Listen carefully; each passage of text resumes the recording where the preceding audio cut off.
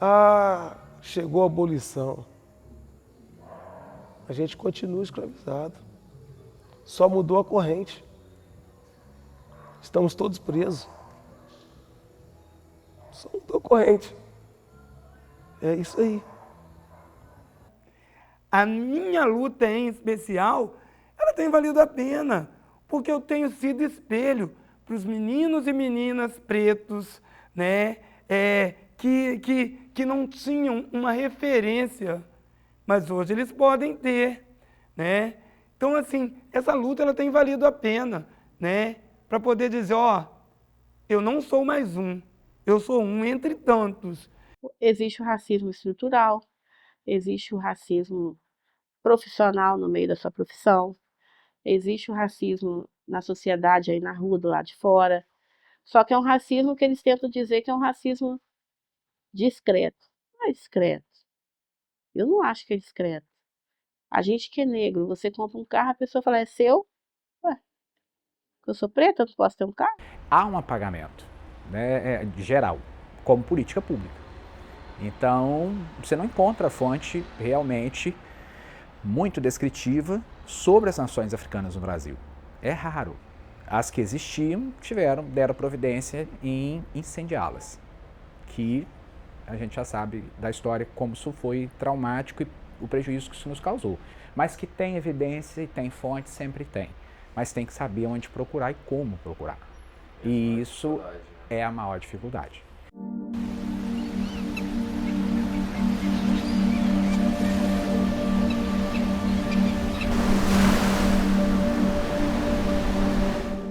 Quase 5 milhões de africanos, arrancados de sua terra natal, cruzaram o oceano para construir com sangue e lágrimas as bases da sociedade brasileira.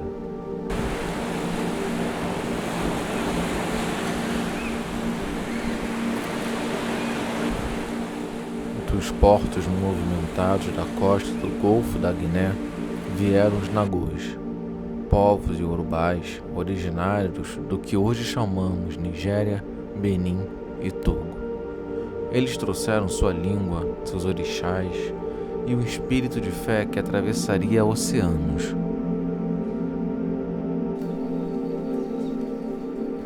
Mais ao sul, das vastas florestas da África Central, chegaram os bantus, de regiões que hoje pertencem a Angola, à República Democrática do Congo e ao Gabão.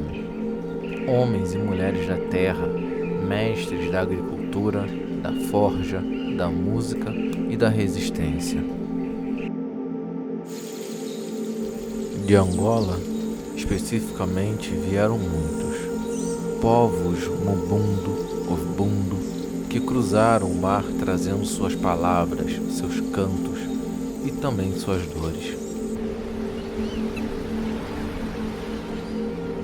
E da lendária Costa da Mina, hoje Gana, Togo, Benin, chegaram os povos Mina, Ewe, Fon, Akan, negociadores, guerreiros, artistas que carregavam a memória viva de suas origens em cada gesto, em cada palavra, em cada celebração.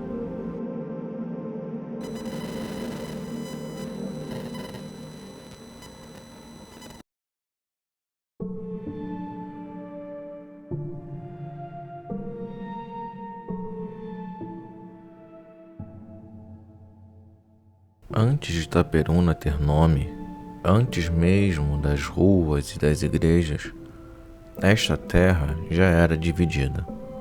No século XVI, Portugal repartia suas posses na América em grandes faixas de terra, as capitanias hereditárias.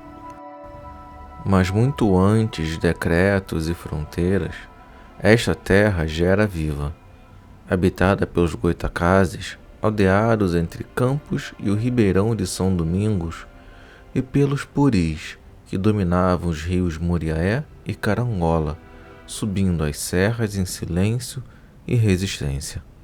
A região noroeste fluminense está localizada no entroncamento de três estados, mas dois muito perto, né? Nós estamos perto da zona da Mata Mineira, né? Então na região das Montanhas Gerais, mas já nas partes mais planas, que é a Zona da Mata. Foi a última região de Minas Gerais a ser explorada depois do ciclo do ouro, então tinha muito indígena. E nós também estamos no sul do Espírito Santo. O sul do Espírito Santo também recebeu, a capitania do Espírito Santo recebeu muito escravizado. Para trabalhar na capitania do Espírito Santo, que foi uma que deu certo, não levou muitos anos para dar certo, a capitania de Nossa Senhora da Vitória. Mas nós, a capitania de São Tomé, depois Paraíba do Sul, demorou um pouquinho mais esse litoral trazer escravizados para o interior. Então a maioria dos nossos escravizados vieram por Minas Gerais, descendo os rios das Gerais, junto com os colonizadores que vieram de famílias portuguesas, famílias espanholas, famílias francesas que vieram para cá, mas em sua maioria descendentes de portugueses. A principal foi a família Ferreira César, em Laje do Muriaé. Os primeiros relatos é que o José Ferreira César desce o rio Pomba, depois o rio Muriaé, e para na altura de Laje do Muriaé para descansar, porque o rio era muito fechado, uma mata muito fechada no seu lado direito e esquerdo. Então ali em Laje do Muriaé ele achou um lajedo de pedra, o rio já estava um pouco mais baixo, e aí sim eles conseguiram ancorar as canoas e a comitiva dele para. Nessa comitiva já tinha 2 escravizados que o acompanhavam como serviçais de exploração. Eram mateiros. O que era um escravo mateiro? Ele tinha perícia em andar em floresta, selva. Então era da região na África, certamente, que tinha esse tipo de vegetação ou o mais próximo possível. E tinha experiência com animais peçonhentos, tinha experiência em reconhecer recursos que eram utilizáveis ou não. Então isso na década de 30 do século XIX. Então nós estamos falando de 1830 mais ou menos. E a segunda família, que tem mais a ver com Itaperuna, é Alanes Dantas Brandão. E aí o desbravador José de Lanes Dantas Brandão, esse a gente tem uma narrativa mais próxima de um documento, né?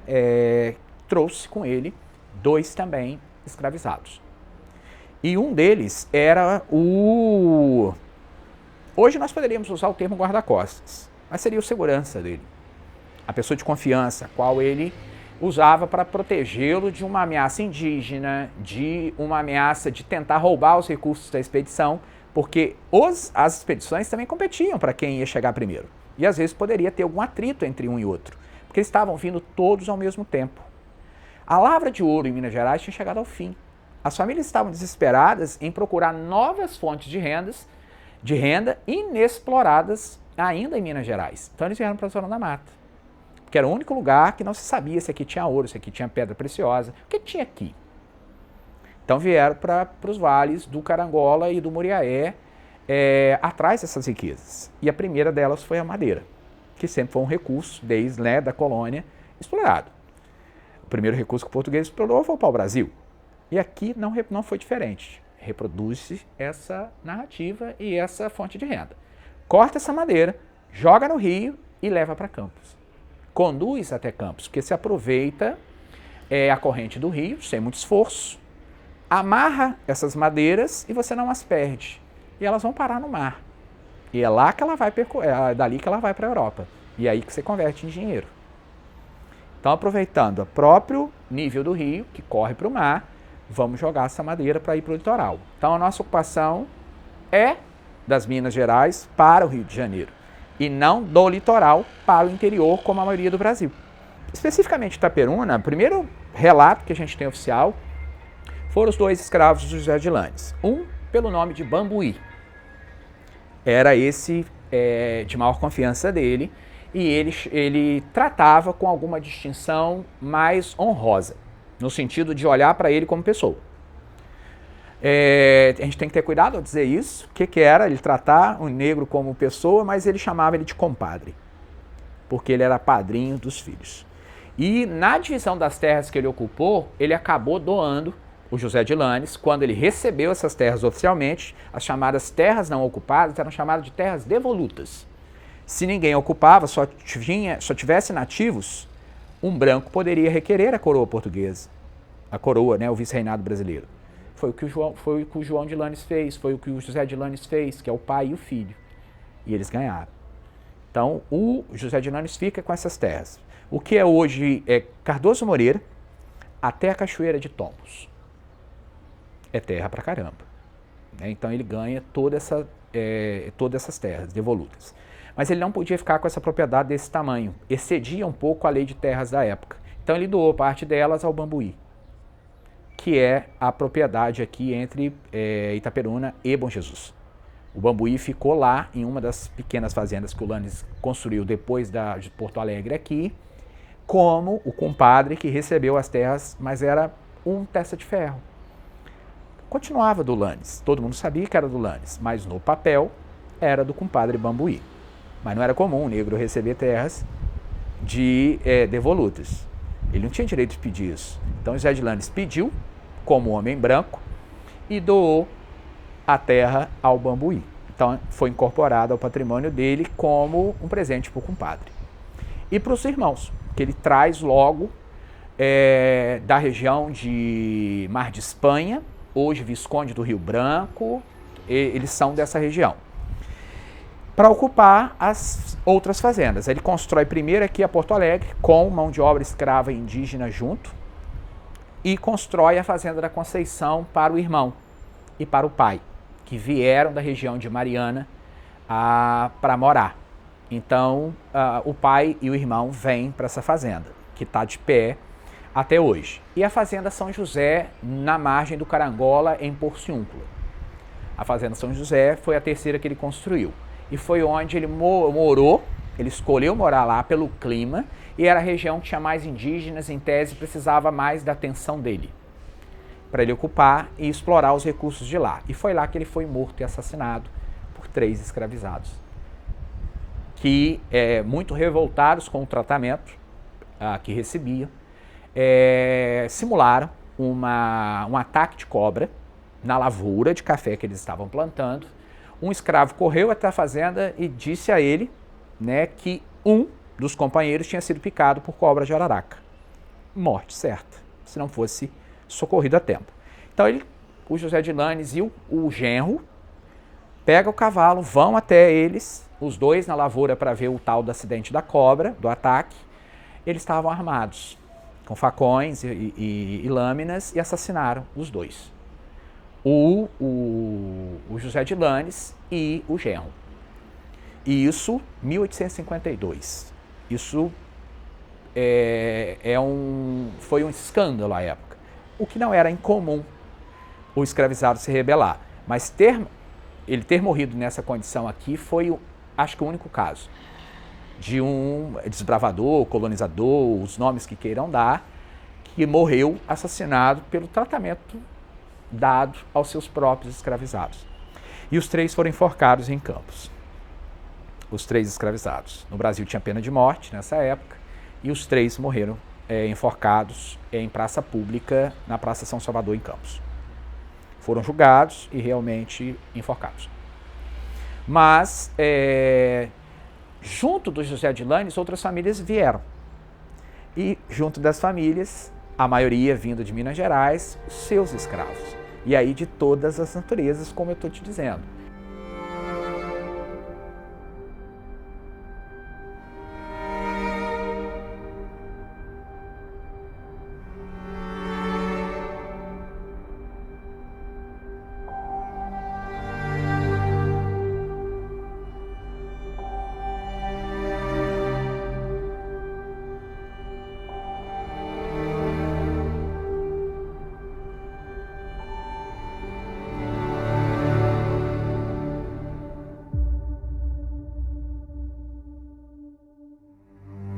Então, os registros que a gente tem aqui, de algumas paróquias que eu tive a oportunidade de ver, tem Nação, Nagô, Banto, Angola, Mina.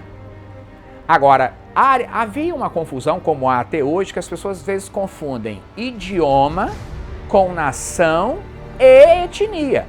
São coisas distintas. Eu posso ser Nagô, falo Yorubá e sou da Nigéria. São 3 coisas distintas, que as pessoas, às vezes, quem estava ali fazendo a anotação, só eu sou Nagô.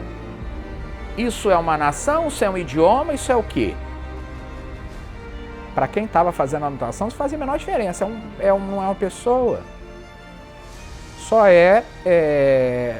um registro que eu tenho que fazer porque a lei obriga.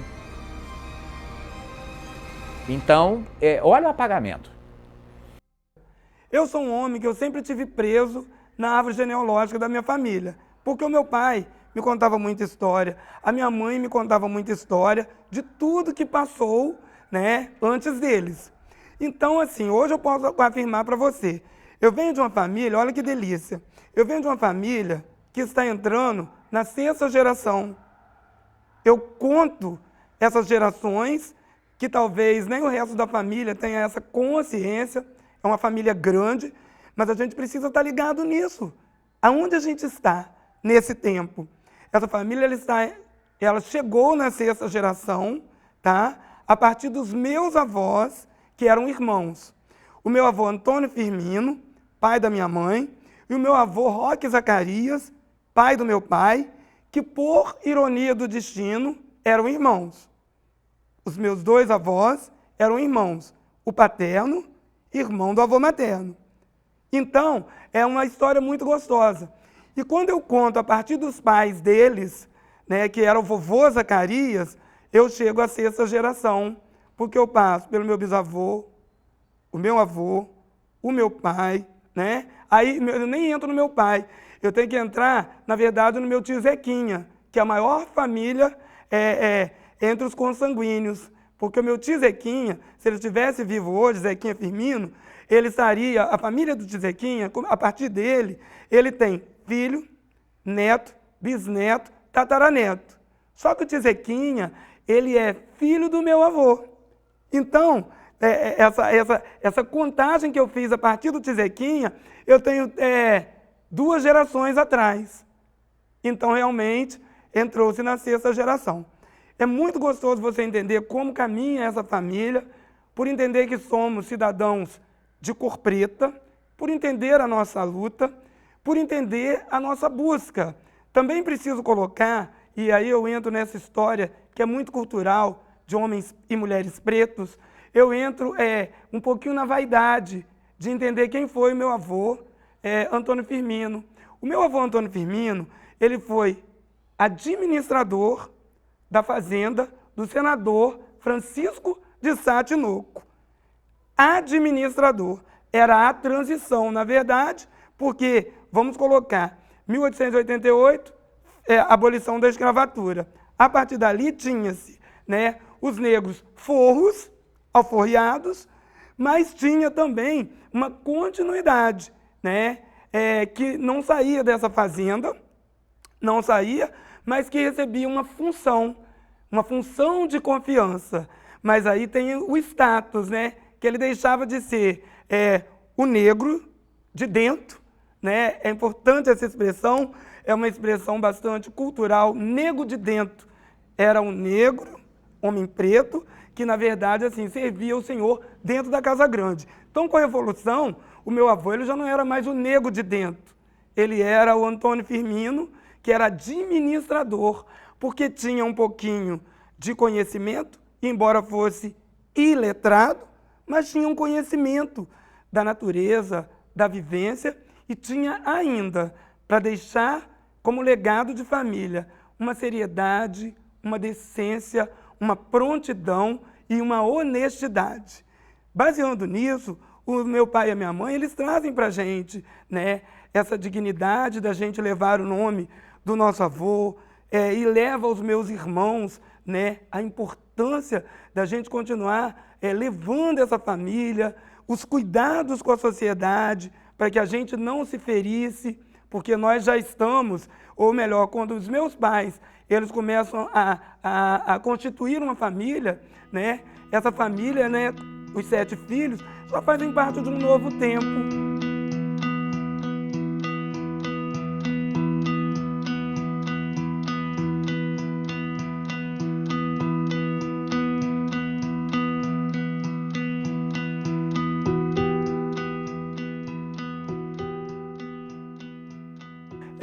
Eu tenho essas memórias, porque meu pai foi um dos, não posso dizer, talvez fundador realmente, porque A SEAB ela vem de um conjunto habitacional que foi um projeto da Caixa Econômica Federal.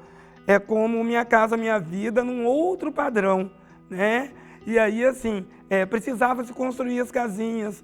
O governo do estado, ele escolhe os terrenos e ele começa a mandar o material. Na época eu não me lembro exatamente quem era o prefeito, mas ele manda o material este que ficou durante muito tempo condicionado no local onde hoje é a igreja de Nossa Senhora de Lourdes. E que material era esse? Eram fios, telhas, madeiras, e naquele local ainda começou a construir ali, né, os tijolos de cimento, e aí construiu-se os 3 primeiros blocos, né, que deram origem ao bairro SEAB, as casinhas populares da SEAB, bairro Governador Roberto Silveira. E o meu pai, assim, ele trabalhava, né, homem pobre, negro, vindo de zona rural, com 7 filhos e uma esposa. O meu pai, ele era um homem que ele trabalhava de dia e de noite. Ele era servente pedreiro, né? Ele era um homem de confiança do encarregado da firma. À noite ele fazia a vigia noturna, na imediação ali do Morada Real. Meu pai ficava por ali com assovio, né? E mesmo assim, ele ainda dividia as tarefas do lar com os 7 filhos, que era a forma que ele tinha de dar uma dignidade maior. Nas minhas aulas, eu tenho muito isso, essa parte teórica, né? Para resgatar, eles entender como que chegou, como que hoje está construído. Não foi fácil. Então, vamos olhar hoje o seguinte. Eu estou com uma criança aqui treinando capoeira, está super bem, e aí vai crescendo, chegou a adolescência. Eu tenho que fazer curso, eu tenho que fazer isso, eu tenho que estudar. E aí é necessário a gente falar dos nossos antepassados. Porque nossos antepassados não tiveram curso, não tiveram nada, mas tiveram que trabalhar em lavouras, tiveram que trabalhar em obra, tiveram que fazer várias coisas para sobreviver. E para não ter o mínimo do que nós temos hoje. Então, eu não tenho como passar minhas aulas sem passar isso para eles. E tenho obrigação de fazer eles caírem na real.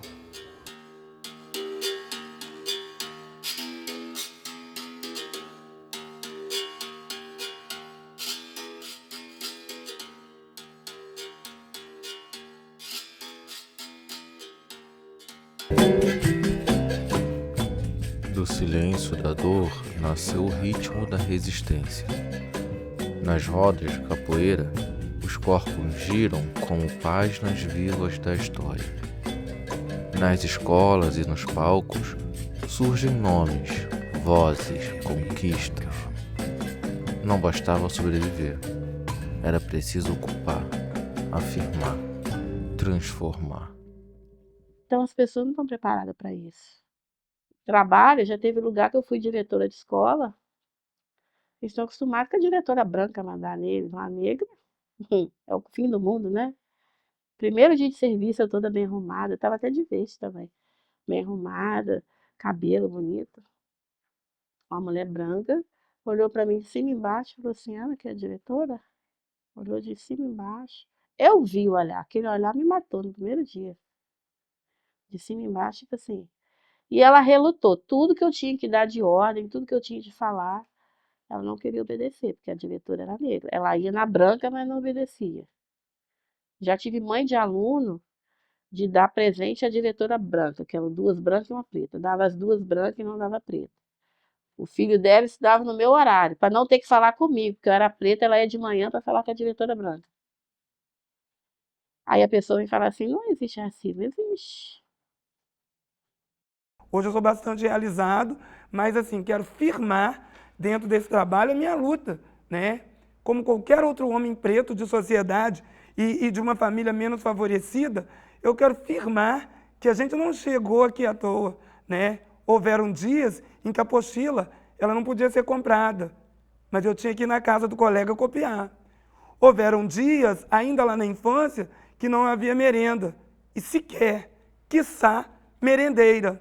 Fui feliz, inclusive, porque no momento em que eu fazia, transitava, né, da infância para a adolescência, uma família acolhedora, que eram meus vizinhos de frente, né, que me acolhiam e me contemplavam, né, com lanches, com merendeira, com material escolar, por vezes encapado, etiquetado, Meire Piedade Barreto Toledo de Souza. Uma mulher, né, que ao longo de 70, 71 anos, eu tenho gratidão por tudo que ela me proporcionou, somando com meu pai e com a minha mãe. E assim seguiu a vida, e hoje, Adenilson Zacarias, pedagogo, com muito orgulho, mesmo porque eu entendo ter usado os bornás de perna de calça, ter usado as sacolas de arroz, que eram partidas ao meio para carregar o livro escolar, entendeu? E assim, dividir o lanche com os amigos da escola, mas assim, é tudo com muita dignidade. Mas isso só me fortaleceu. Isso só me fez com que eu reconhecesse em mim o homem preto que eu era, a dignidade que eu precisava ter mais e mais, a honradez que eu precisava fazer para levar o nome do meu pai e da minha mãe. Então, o pessoal tem que abrir mais a mente, né? O pessoal do interior tem a mente um pouco mais fechada com questão da cultura, né? A gente levar adiante. Mas capoeira. Ninguém pergunta ao professor de capoeira, ao mestre de capoeira, alguém que faz a capoeira de verdade, o que é capoeira. Mas todo mundo tem uma opinião sobre a capoeira. Entendeu? Então, é muito simples julgar. Mas espera aí, antes de eu falar da capoeira, vou perguntar a alguém que vive a capoeira o que é a capoeira. Né? As pessoas criticam, falam, mas não sabem nem o que falam. E aí a capoeira paga o preço. Capoeira hoje é o segundo esporte mais praticado em todo o mundo. É o segundo esporte mais praticado em todo o mundo. Aí eu te digo, patrimônio imaterial da humanidade. Precisava mais alguma coisa para a capoeira? Para ela ter apoio, ser reconhecida? Olha o tamanho da capoeira. É a maior divulgadora da nossa língua em todo o mundo. O que acontece? Não é difícil. É só querer estudar a nossa história. Mas estudar a nossa história verdadeira. Porque, infelizmente, a gente está num local que a maquiagem é forte. A maquiagem é forte. Capoeira, ela se define em várias formas, né? Capoeira é o que o momento determinar. Capoeira, você está fazendo a capoeira hoje como um estilo de vida. Você está brincando com a capoeira. Eu quero aprender a capoeira, eu quero a cultura. Eu quero entender a nossa história. Né? Eu quero a capoeira como luta. Então, ela é o que o momento determinar. E a palavra capoeira, ela vem mais porque vamos lá na capoeira, aquele mato, né, aquela vegetação. Então, muitas das vezes as pessoas ficam, o que é capoeira? O capoeiro também pode ser, antigamente, as pessoas, né, carregavam aquele cesto, né, chamado capu. Então, o pessoal falava, lá vem o capoeiro, né? Então, ela tem várias definições. E daí a gente fala, o capoeira é o que o momento determinar, nós somos capoeiristas, né? E a gente vai mudando conforme a razão. Se a gente começa a trazer a nossa cultura, a nossa arte, e junto dela a gente traz aí, resgata o maculelê, o samba, o jongo, né? No interior, a força ainda é muito pequena para a gente quebrar as barreiras, os preconceitos. Então, é melhor a gente se fortalecer, estudar a nossa cultura e quando a gente estiver preparado, a gente mostra para quem ainda não conhece. Porque eu conheço a nossa cultura, eu sei como que é, tenho o maior orgulho, mas infelizmente eu não consigo chegar a todos que gostam de criticar. né? Muitas das vezes eu dou minha cara para bater, mas a minha voz não chega até aquela pessoa que precisa ouvir. Um irmão que era tudo para mim, Elson Zacarias, por que não citá-lo? Elson Zacarias foi um baluarte, um homem preto, pobre, um homem desprovido de vaidade, um homem que terminou com a faculdade de assistência social, mas antes disso ele tinha cursado até o 5º período de letras, um homem totalmente voltado para a literatura. O Elson conhecia todos os autores da literatura e ele discutia com propriedade as escolas literárias, fosse o lirismo, trovadorismo, o modernismo, pós-modernismo, e o Elson entrava nessa seara. Então, assim, sabe o Elson, que foi também presidente da Associação de Moradores durante 35 anos, né, no bairro Seab. O Elson foi presidente da Escola de Samba, né, que durante 20 e poucos anos alegrou a nossa comunidade. O Elson foi presidente de uma ONG chamada GUPV, Grupos Unidos para a Vida em Itaperuna. Na verdade, o meu irmão ele traz a Itaperuna a primeira parada gay, o que na época trouxe muita divergência, porque nós éramos filhos de pais e mães muito rígidos, mas que nos dava liberdade do novo, né? Não eram permissivos, mas eles davam liberdade, essa sabedoria que a gente tinha de querer experimentar um novo. Meu irmão buscou forças e na época teve uma divergência com a Igreja Católica. É delicioso falar isso, entendendo que a Igreja Católica é a igreja que a gente tem como uma referência, mas que assim na época divergiu, mas que no final tudo saiu direitinho. E ali a gente teve mais uma, mais duas, mais 3 paradas gay. E aí assim, tudo isso para lembrar de Elson Zacarias, que marcou nessa cidade, nesse bairro, pela sua humildade, pela sua sabedoria.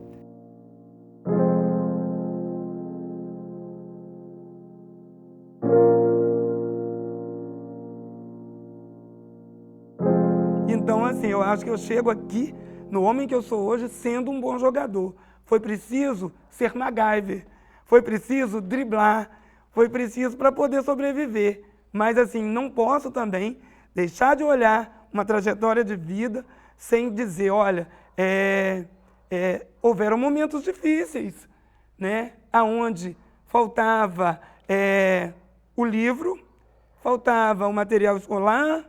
Na faculdade, ainda que tardia, né, ela veio como um presente, porque eu precisava me qualificar, e eu sempre quis fazer tanta coisa, mas eu digo com muito orgulho, eu não podia fazer aquilo que eu queria, porque eu tinha que fazer faculdades custeadas, né, e eu não tinha condição.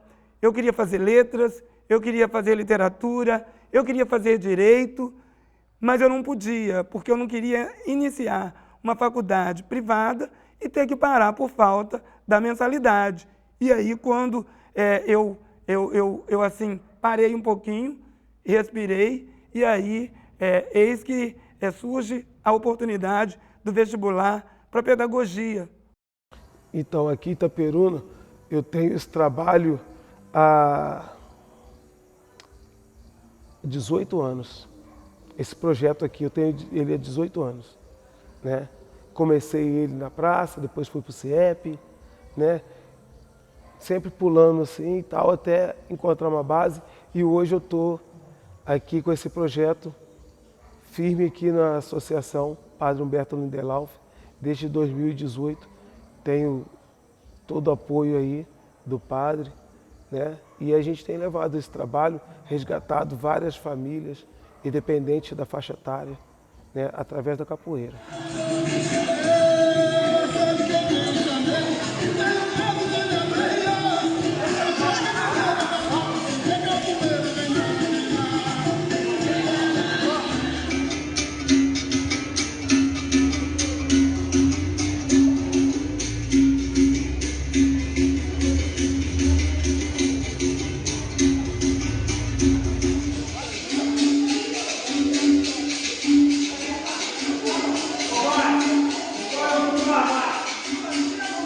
Eu sou da Abadá Capoeira, Abadá que significa Associação Brasileira de Apoio e Desenvolvimento da Arte Capoeira.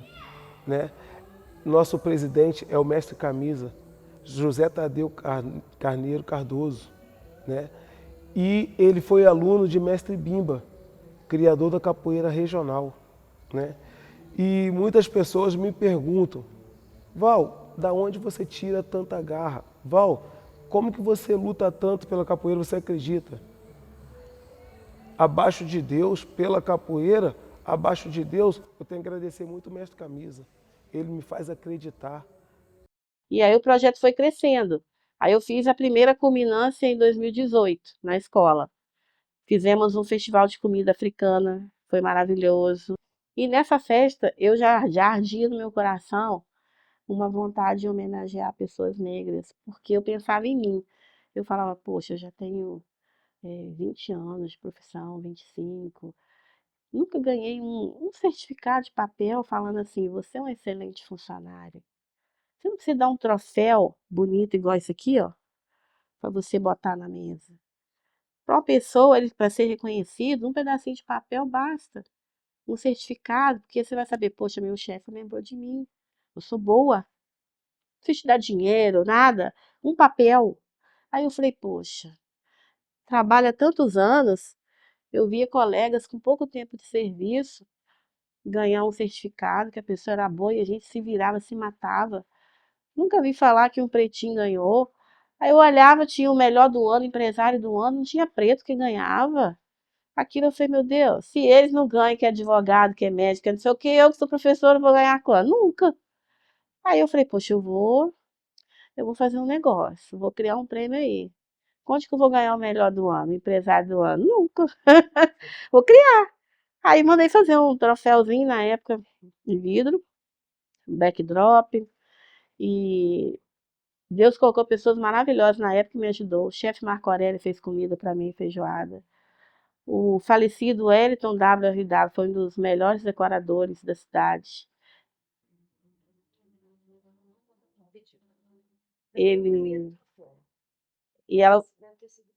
Esse aqui, ó, foi o primeiro troféu do Negro Destaque. O primeiro. Foi o primeiro, 2017, 2018. Ó, é um símbolo do Oscar, mas só que preto. Aí tá aqui, ó, cultura afro-brasileira. Na época tá aqui o nome da escola, porque a festa aconteceu dentro da escola. E já esclarecendo, né, algumas pessoas maldosas que falam assim, a professora deve ter roubado esse projeto da escola. Eu não roubei o projeto da escola, porque a escola não tinha esse projeto. Nunca teve. Colégio nenhum de Itaperuna tinha esse projeto. Eu criei. Como ainda não tem. Eu criei e executei na escola. A escola é apenas um local.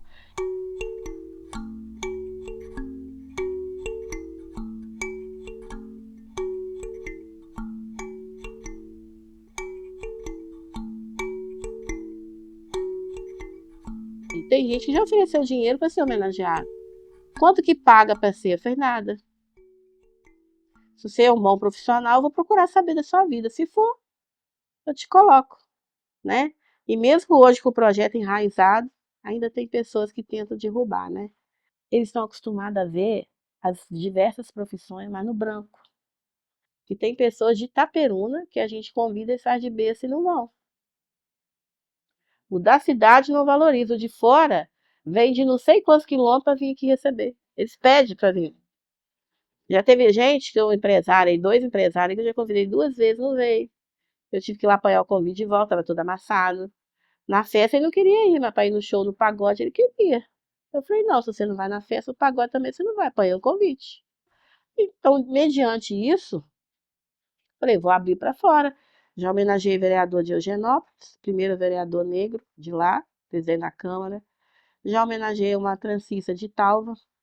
Já homenageei uma professora de natividade que já escreveu livros, ninguém deu a mínima para ela. Hoje ela está em Portugal fazendo mestrado. Eu estou sempre na minha, eu não posso mais fugir. Com meu cabelo enrolado, todos querem imitar. Eles estão baratinados,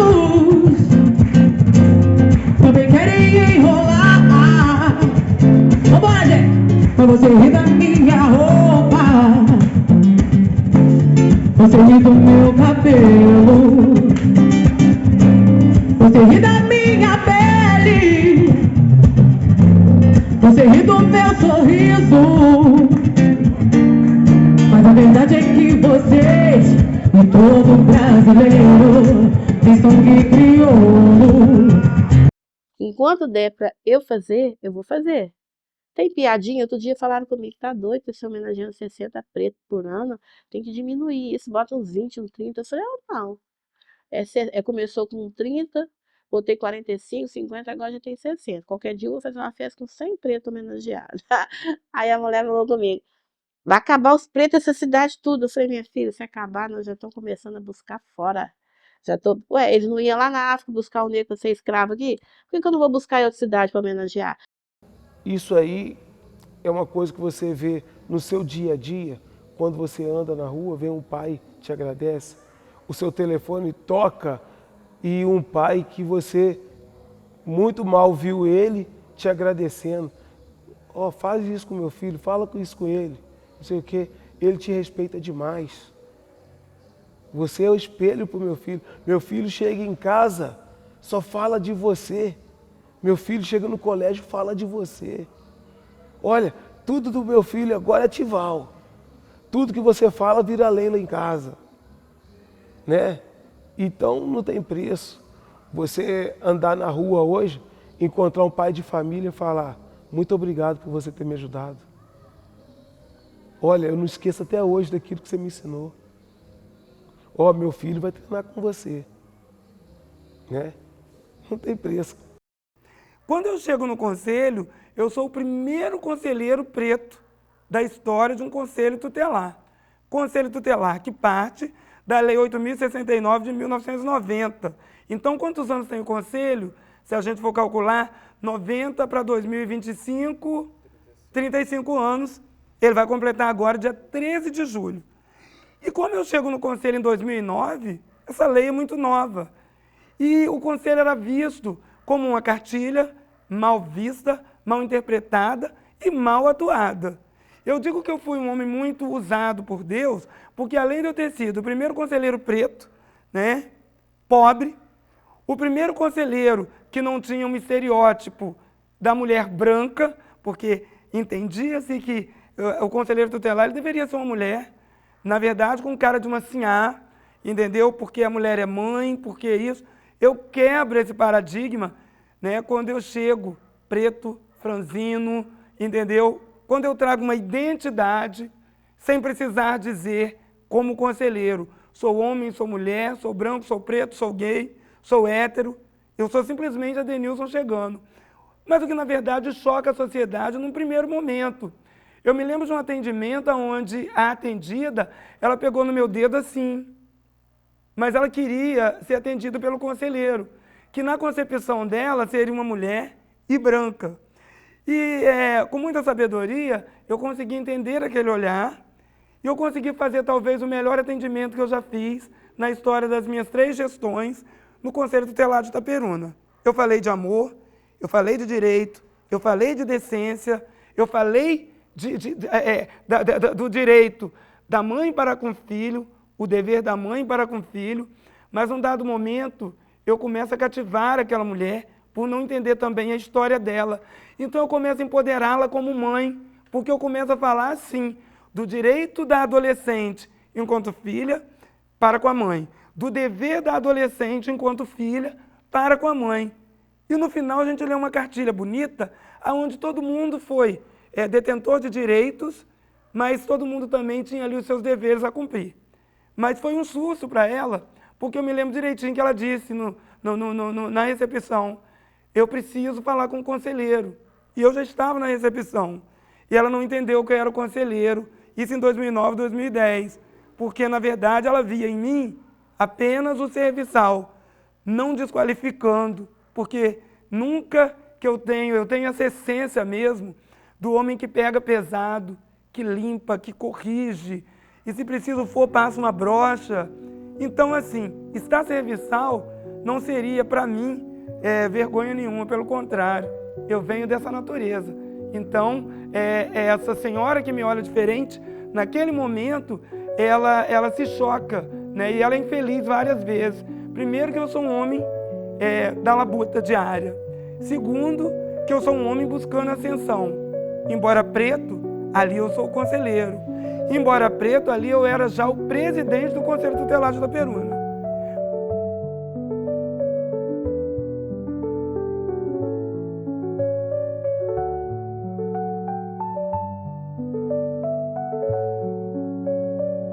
E aí, em 2020, o que muda essa história? Eu entro para o Conselho Tutelar, eleito em 2019, entro para o Conselho Tutelar, trabalho aproximadamente 6 meses, 7 meses, e aí eu, assegurado de que eu tinha um salário, né, conquistado novamente, agora eu posso ser candidato a vereador. Porque na pior das hipóteses, se eu não caminhar no Legislativo, eu tenho direito de retornar para a minha vaga, na minha cadeira no Conselho Tutelar. E aí eu me aventuro, né? E eu digo, uma vez eu saí do Conselho em agosto, e eu digo para os meus amigos conselheiros, não podia fazer política lá dentro, porque eu tinha ética, mas eu entrei no processo de descompatibilização. E aí eu falo para eles, eu vou ali, se der certo eu fico, se não der eu volto. E eu fui feliz nessa caminhada e finalmente chego ao Executivo. De 2021, solicitou do Executivo, né, e da Companhia de Abastecimento de Águas e Esgoto SEDAI, em data de 2/6/2021, esclarecimento do porquê não foram tomadas as devidas providências para a ativação da caixa d'água, construída há mais de 10 anos, né, e com capacidade de 4 milhões de litros de água, e que apesar de toda a estrutura construída, inclusive com investimentos de tubulação e redes, passando pelo Beco da Baiana, a referida caixa d'água não foi ativada, nem sequer obtivemos os devidos esclarecimentos. É que eu venho aqui reiterar o meu ofício, eu venho aqui dizer à minha comunidade, dizer a Itaperuna, que essa é uma causa nossa. Eu sou a prova viva de que um trabalho bem feito, em qualquer lugar, ele vai render frutos. O Conselho Tutelar ele era visto, inclusive, Júnior, por algumas pessoas do poder público, é um termo horrível, mas é o termo que eu ouvia na época, o esgoto da prefeitura. E eu provei, na minha ascensão, que o conselho não é o esgoto, ele cuida de vidas, o conselho cuida de família, o conselho ele tem uma cartilha, o conselho da dignidade, o conselho tutelar, né, ele é esse arsenal de pontuações acerca das medidas protetivas, acerca da interpretação dos artigos, entendeu? Então, assim, é muito gostoso colocar que quando eu chego à cadeira de vereador, é porque esse conselho que era desacreditado, ele foi bem representado, ele foi bem acolhido, as famílias foram bem acolhidas e agora essas famílias reconhecem um homem que tem uma história e o elegeram em 2020. Itaperuna é feita também dessas presenças que por muito tempo foram invisibilizadas. Hoje, seus descendentes se erguem em espaços de poder, de arte, de memória. A luta por reconhecimento continua, agora com nome, rosto e voz. E hoje, eu, aqui no interior, né, distante da capital, não é fácil, mas ouvindo a palavra do Mestre, seguindo os passos dele, a gente tem determinação para levar a nossa arte adiante, a gente lutar e fazer a diferença na vida das pessoas. Aonde eu falei com você, mais importante do tempo que eu tenho na capoeira é o que eu fiz nesse tempo, né?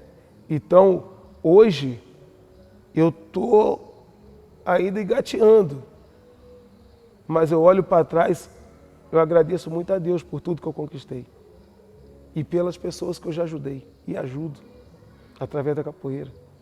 Porque do jeito que eu ajudo, tem pessoas lá que me ajudam. O meu mestre me ajuda.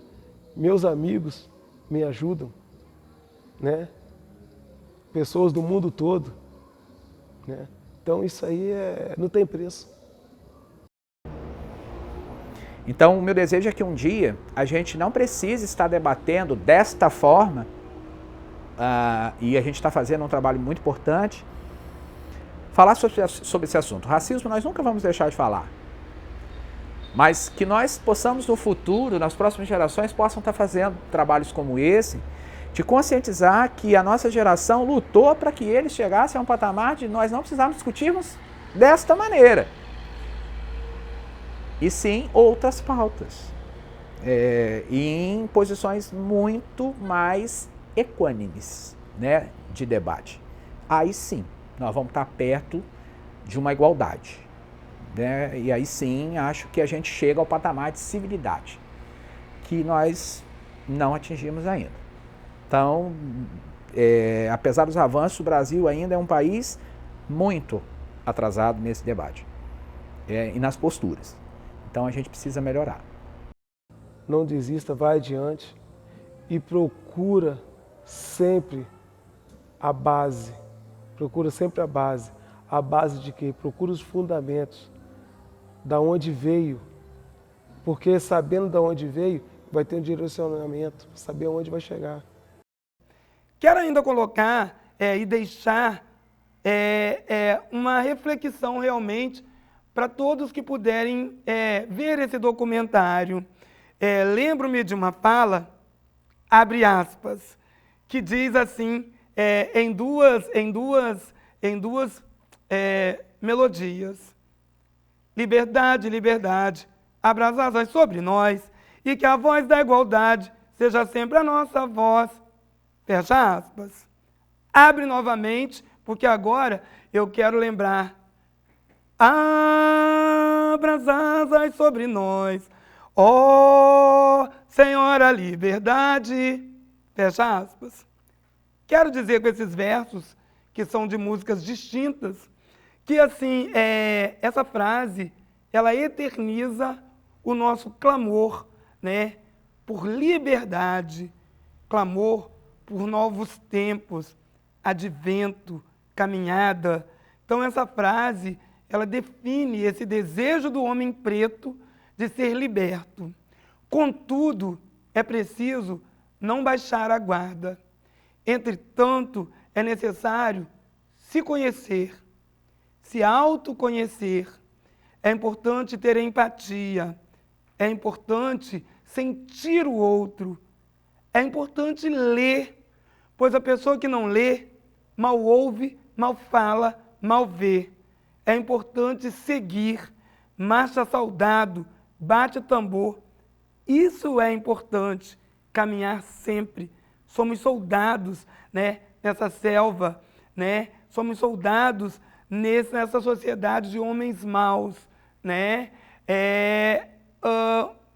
Eu li uma parte que fala sobre os 3 estágios de Debré.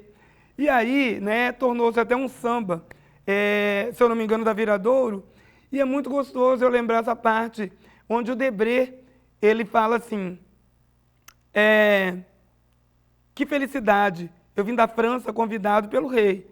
Eu trouxe a arte, me espantei maravilhado, quando aqui o paraíso encantado eu encontrei. Estou falando de Brasil. Índios, brancos, negros, em harmonia racial, realçando a natureza deste país tropical. E ele fala um verso que ele diz assim, quando ele chega de maneira póstuma, aliás, assim, quando ele volta, né, à Terra, nesse sonho, que é os 3 estágios de Debré, ele encontra notícias más de homens maus. Quer dizer, a guerra, né, o separatismo, a falta de inclusão, a corrupção e a dor. Então, assim, eu sonho com um dia onde eu não vou estar encarnando o Debré num retorno, né?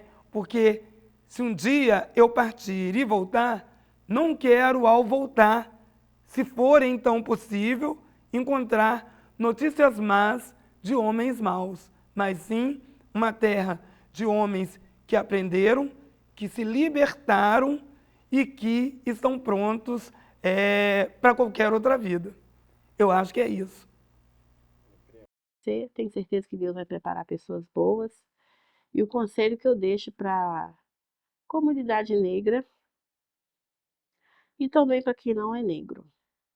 Se você tem um sonho, a primeira pessoa que não pode desistir desse sonho é você. E você só vai chegar onde ninguém chegou quando você fizer o que você nunca fez. Se você fizer o que o fulano fez, você vai chegar no mesmo lugar que ele. O diferente dá trabalho. Eu tive trabalho para ir para o lado diferente. Todo mundo ficou lá, deu aula no mesmo livrinho. Eu falei, não, eu quero projeto. Fui chamada de doida, de louca. Você é doida gastar dinheiro do seu bolso? A mesma pessoa que me chamou de louca, 3 anos depois foi lá receber o prêmio e me pediu perdão. Você me perdoa porque um dia eu falei que você era louca. E hoje você tem nome, hoje você tem status. O projeto me tirou de uma sala de aula, hoje eu estou na secretaria. Não sou secretária, mas estou lá, estou feliz por estar lá. Eu amo estar lá na cultura. E muitas outras portas também já surgiram, convites para ir para outros lugares. Hoje, a pessoa não me conhece mais como a tia Angelice da escola. Qualquer evento social, eu sou convidada com a mesma importância que um vereador é convidado. Se eu chego no evento, eu posso ficar lá no cantinho. Vocês me veem com a minha camisa, coisa. Ah, gente, chegou aqui agora. Em vez de falar, chegou o vereador tal? Aham. Mas vai falar, chegou aqui a Angelice, idealizadora do Negros Destaque, o maior prêmio de valorização do Noroeste do Estado do Rio. Eu aprendi uma frase, eu li numa camisa que os amigos colocaram lá na capoeira. E essa frase não sai da minha mente. E é pura realidade. A casa grande, ela surta quando a senzala aprende a ler. Pronto. Pronto. É só isso. Aprendeu o caminho, filho. Casa grande vai surtar.